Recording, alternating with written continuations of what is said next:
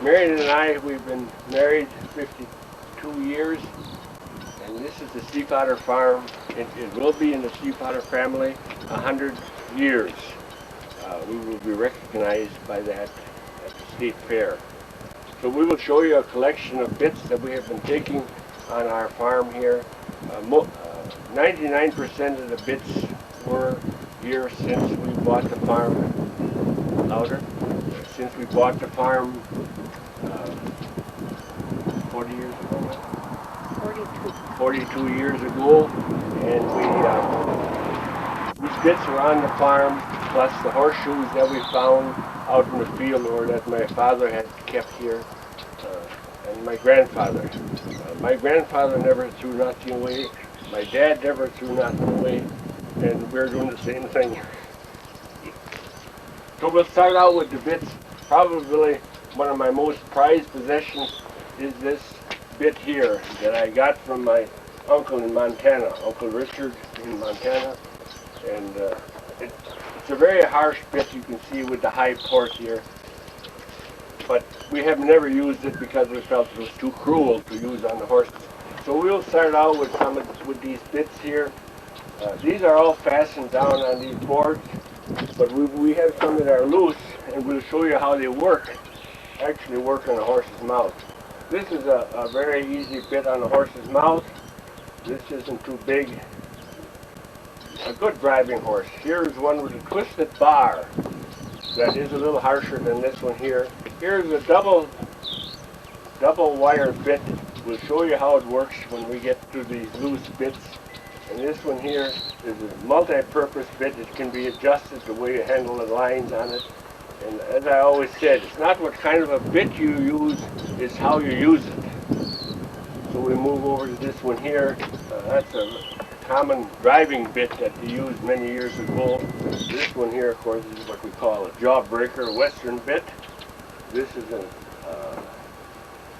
curved bit, straight bit there, and it's used with driving horses. Even to this day, we are using that kind of a bit.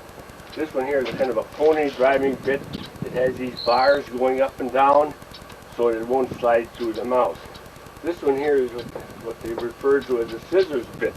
This is the only kind that was ever used in this area, and the way you put it in there, we don't have an extra one like that, but the way you put the reins on here, it would be a soft bit, but as you change the location of the bit, it would be very harsh. This is a pony riding western bit with the curve. This is a what we call a stallion bit. We use this to handle the stallions. It's got this heavy bar here, so don't bend, heavier rings. It's commonly used with a chain going from this end through there with the chain under the jaw. This is part of our exhibit here. We used to show them out loose, but it gives a better exhibit to have them on the boards. So as we move over to these here, this is what we call a GIC bit. When we show you the least bit, we show you how it really works. And here's a driving bit, and here's a draft horse driving bit. Very easy on the mouth. You can see here the wide bars here. That makes it easy on the mouth. The narrower the bar, thinner the bar, the harder it is on the horse's mouth. Here's another pony English driving, kind of an English type with a little bit of a jaw. Now there's very few of these bits are exactly the same. There are only a few that are exactly the same. Otherwise, each one is altogether different, made up together, different leverage on the horse's mouth. This is a bit commonly used in horses that they used on milk wagons years ago in town. It's a different kind of metal, imported from England many years ago, and if it were polished up, it would show a kind of a copper coated. This one here is a very unusual one. It has these little droplets here, used in horses that don't produce any saliva. And that saliva is what makes the horse's mouth soft, they call it, and that makes the tongue work. And when you see a horse with a little saliva coming out, that's the way you like to see him. It's got these long bars on the side, so it don't work to the side. This is a wire bit, kind of thin through here, but a very harsh bit. These two bits here are what they call berry bits. My dad, when he was a young man, he took a course in horsemanship, and this Professor Barry was the inventor. He patented this kind of bit. Now here again, it's the way you fasten the reins on to the rings is how you get the most out of the bit. This one here has two joints, one here, and this one only has one joint. As we move over here, you'll find this is wire bit. It's just a little smaller than this one, but it's a very harsh bit too. This one here is a, I suppose it could be called an English bit or so, but it has this snaffle here so it can be twisted. If you want more leverage with the chain underneath, you can twist the razor over the reins. This is a kind of a driving bit with these on the side so it can't pull back into the mouth. This one here is a very, very hard bit. They call them the saw bit. It was commonly used on mules, and this is just like a saw here. And you put it in there, it's very, very hard on the horse's mouth. As we move over to this other side, here we have what we call a snaffle bit. Notice how narrow they are through here. Pony curved bit. This one here is another one like the other ones, but real narrow through here. And the narrower, thinner they are, the harder it is on the horse's mouth. This is just a chain bit, but it's very hard on the horse's mouth too. As we go through here, there's another wire bit. Notice how thin it is here and how it's been wore. Some of the other bits will show you how much the bits were wore, and they didn't wear out hanging on the stall in the barn. They were wore out by using it. Here's a twisted bar bit similar to the one over here. Well, anyways, it's thinner.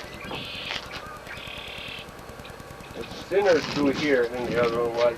Here is a common bit that is used to this day. You can buy many of these bits in the tack shops nowadays. The only difference is they're made out of stainless steel or perhaps some of them are aluminum. But this here, when you pull back on it, it'll pull down on the top of the pool, and that's where you get the effect of it. This is a little bit that they use to check up the horse's head when they drove him in cart or buggy.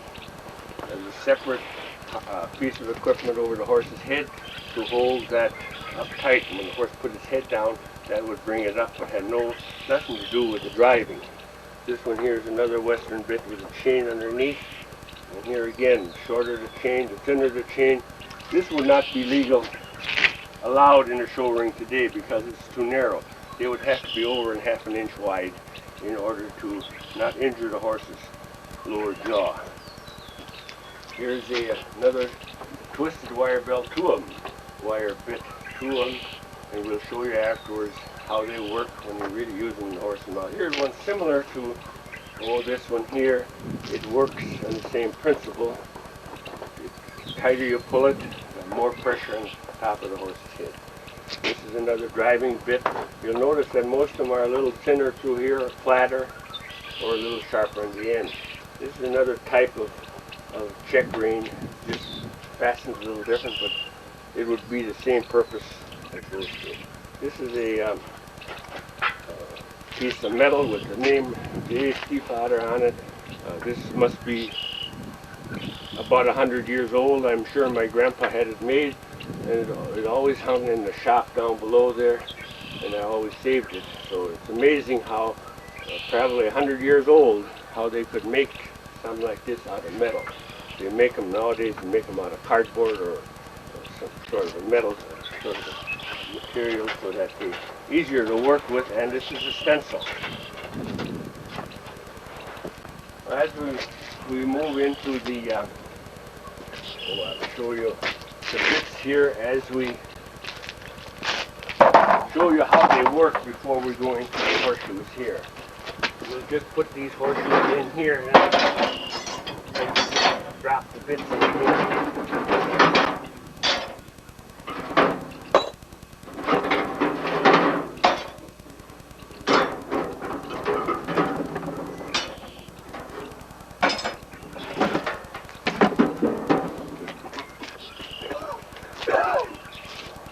First of all, these were some spurs that were used years ago on the horses,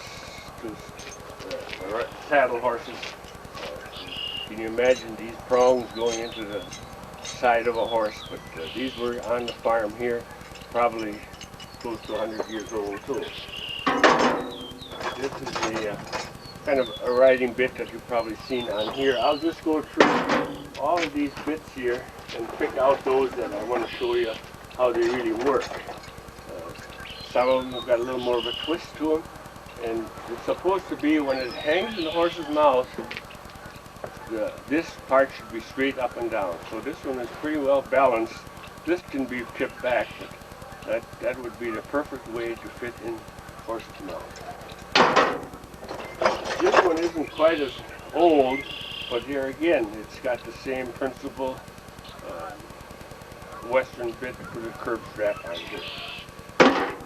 This is the kind of bit that we use on the hitch horses, Budweiser hitch horses, or any hitch horses. We use this kind of a bit with the chain underneath, and there again, when you can put the rein down here, which would make it very, very sharp bit.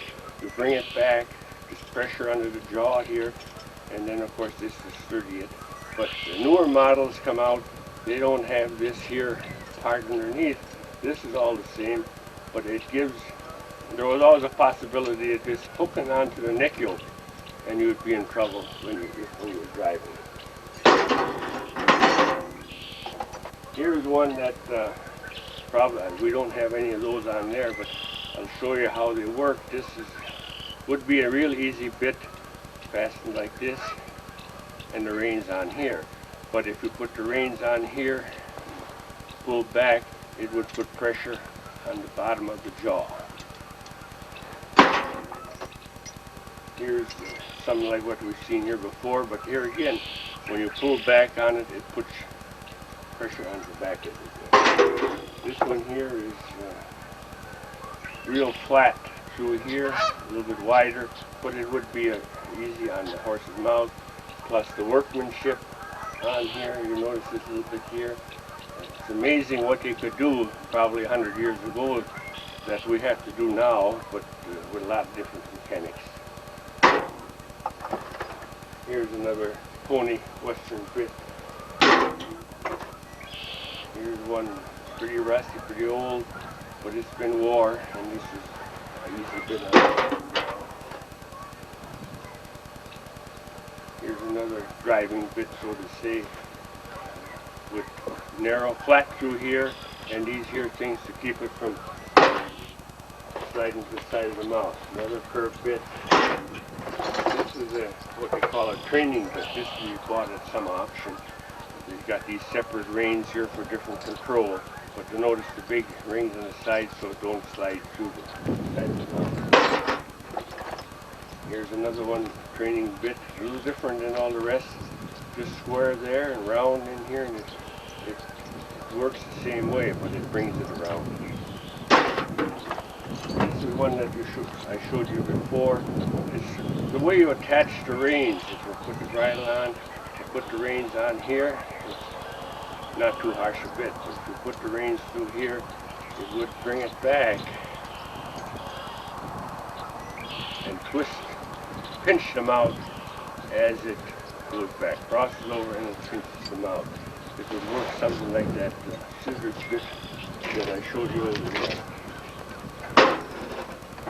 This one here is a cut roping bit I believe they would use on a horse. This one I bought at an auction someplace. When it hits here the rope goes down to hold the horse's head down, or else it's raining. Here's one that I bought. Notice how thick it is. Real easy on the horse's mouth. It doesn't cut into the lips. another driving bit flat through here, which would make it real easy for the horses. This is a rubber bit. Fits in the horse's mouth, and rubber certainly wouldn't hurt the mouth in no way with this here. It looks like it would have been used on a driving horse. Another one, just a little different than all the rest. Pretty heavy through here, snaffle bit, but it would work good for soft-mouthed horse. By soft-mouthed, we would mean something that the horse, it isn't hard on the horse's mouth, and they work with it. This one here is hooked up easily. It's just a soft bit, but if you put the reins on here, it isn't bad. But when you put the reins in the front end, bring it back, it would pinch against the jaw again. It's something that everybody thought of different things, and I suppose it worked for different horses. This is a little pony wire bit, so they had to have harsh bits for ponies at that time too. Here's another type of spur that they use with some leathers to hold it on to the boot.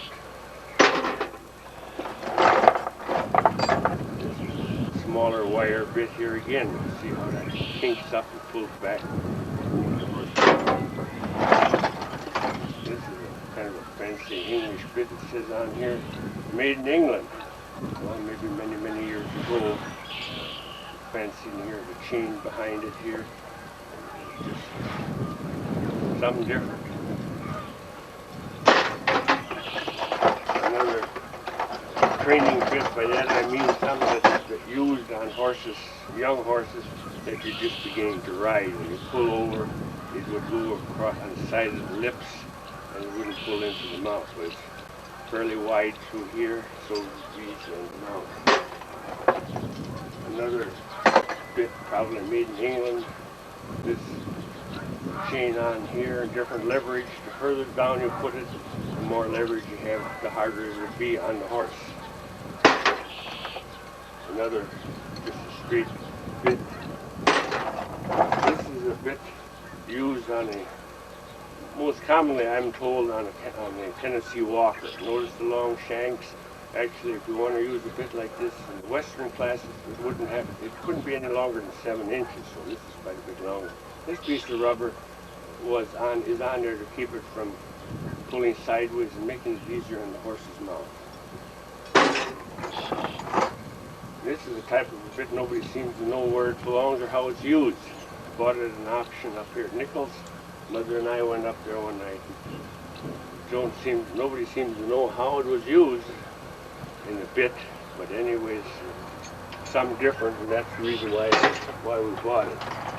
This one here, another training bit. Notice how big the rings are. You'd have to have a pretty big-headed horse for this to fit on. To be able to shorten it up. This is a buggy wrench, I call them. This wrench would fit any bolt that you had on a buggy or on a wagon. This would be used for the grease it, loosen the nuts and grease it, and this here to loosen or tighten up any of the nuts on the wagon. This one wrench fit everything that was on the buggy used at that time. Here's a wire bit, wire a little heavier, so it wouldn't be quite as hard as it is now. This is one like I showed you before, how that buckles through. Dad, you're going to have to end it because it's coming to the end on that tape. Was that it now? On the tape, yeah. Don't finish. Biggest one straight. Oh, keep on. Okay. Here's another straight bit. Straight bit.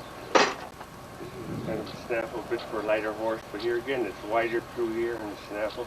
Rings are there for leverage there. This one here, probably one of my favorites.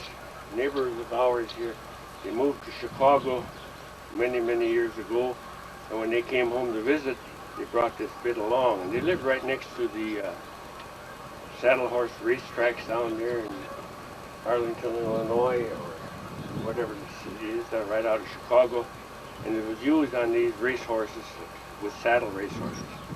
And the horse's mouth in here. You see the jockeys, they hang on to this. Now, we use it on the horse here. You have no control over them whatsoever. They just run. And they take their mouth right in there and they just run. I had an experience with it. They lived over here a mile. Coming home in the wintertime one day, the horse took off and just wouldn't stop till it got to the barn. Another wire bit. Here's the saw bit, the mule bit I showed you.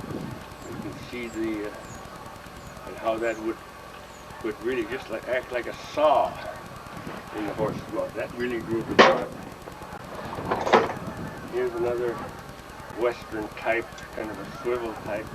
Very harsh. See how high this would go up in the horse's jaw, and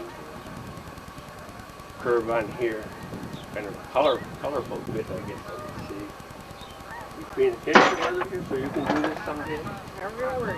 Every word of it. Okay. Straight bit. Snaffle bit. Some of these here are pretty near wore through, and that didn't wear in there by hanging on the hook. They were being used, and you can see how thin it is here. Wouldn't take much, and it would be worn through.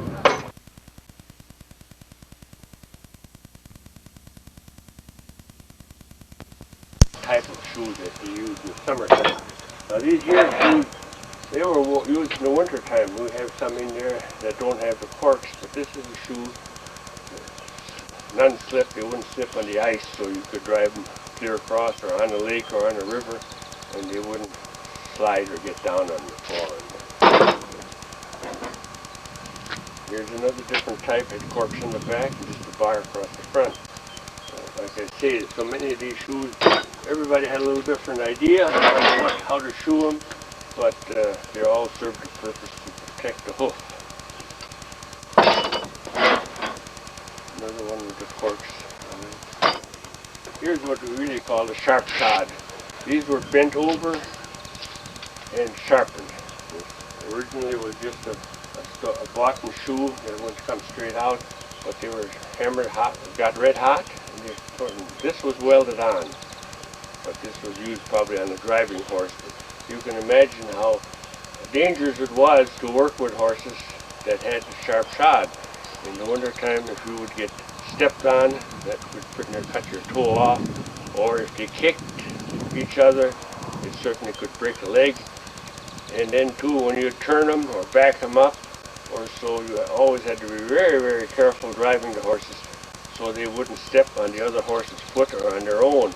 That caused an injury above the hoof there, which when it grew out, it was a deformed hoof. So you can see how sharp they were. But when these wore off, then either you had to have the shoe taken off or have it resharpened. Here's another one of those with an idea of protect the hoof, keep it together, different weights on it, different support on the hoof so that it wasn't all on the heel. Here again, see how long this one was used, driven on. It just wore right down to the point where normally in our country here we could put them on when the ice snow came, and they probably lasted till spring. But if you drove them in the city on the bricks and so, then of course it would wear off a lot sooner. Here's another front shoe. You can see how wide they are and short they are. But very common size for the horses that we used years ago. This is another one I said store-bought, and they're a little bit bigger than the one I showed you, and they'd bend them over and cut off the rest that they didn't need. Speed it up. Huh? Speed it up. Speed it up? Okay. This one is another one that had different ways of fixing it there. And here, same thing. Bar across the back. Sharp shod. With the corks on it there, you had three of them on. Kind of an unusual. There should be another one in here. Another one that weight on one side to keep it from striking the other hoof. Here's a very unusual one. It has these put on the side. Apparently the hoof was spreading out. They kept it from spreading out. So they welded these things on there and nailed it onto the hook. Here's the other one for the other side on the hind foot to bring it, to turn it out. Here was a shoe. The rubber is most of it's off, but these are the shoes they use in the city for milk horses. Were commonly used, or else police horses. This rubber was all the way around, and there was a place here where you could drive nails in. Commonly used on milk horses. This is a little pony shoe. We've got some down below there that the girls used when they were, our daughters used when they were in the pony project and the 4-H project. This would fit a very small pony. And here's one that would be fit on our 1,000-pound quarter horses that the girls use too. They're usually a flat bar shoe with 3 or 4 nails. The lighter they were, the better it was. Here's a Boston Scotch shoe, cast iron. This would be bent up, and the show horse for the ties of the horses. These here buttons that we've got here, plugs that we've got here, with the wrenches, buggy ones. And we got a couple of these other shoes in here.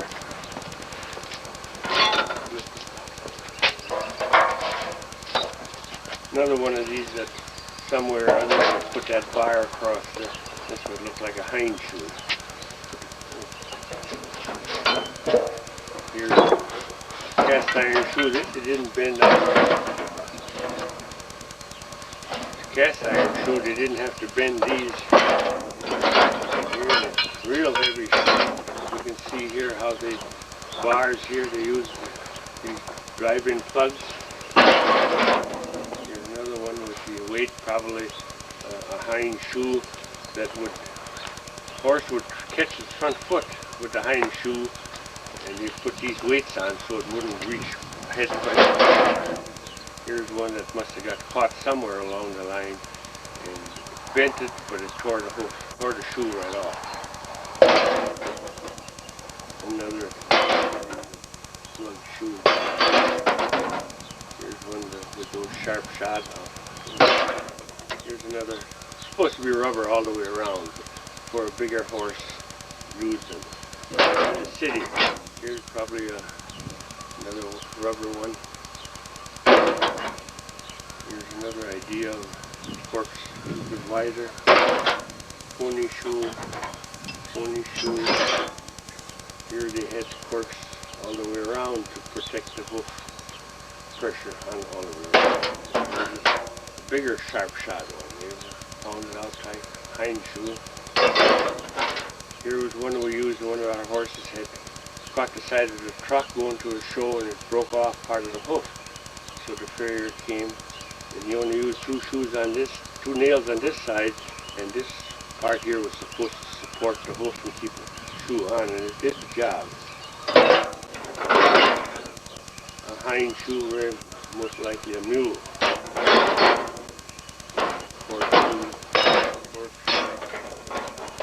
Wrenches on the buggies. Another one here. And here, a very unusual one too, with the partial here, a little more support here, a little support here. It's different, but it's just everybody's idea of how to do it. This is a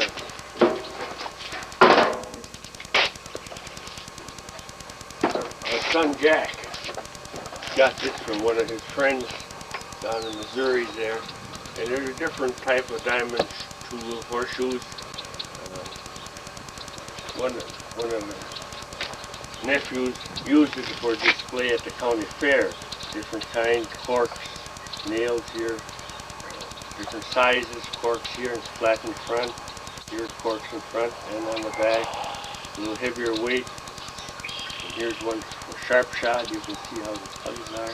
This one here, you would have to bend this over and probably put the corks on here. And this one here too, that would be a purchased shoe. Now this one here, notice how the ridge is around there, and the nails are countersunk. It could be a snowshoe or even a racing shoe, or different, built a little different. and most of the horseshoes.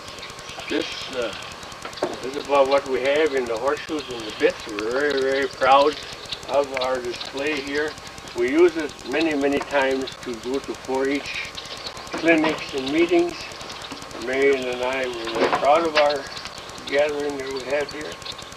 And with our 6 girls and 1 boy, we brought them up. All of these were accumulation on the farm here down through the years. Most of the credit would have to go to our grandfather and our father and mothers that made this possible for us. And I guess that's it.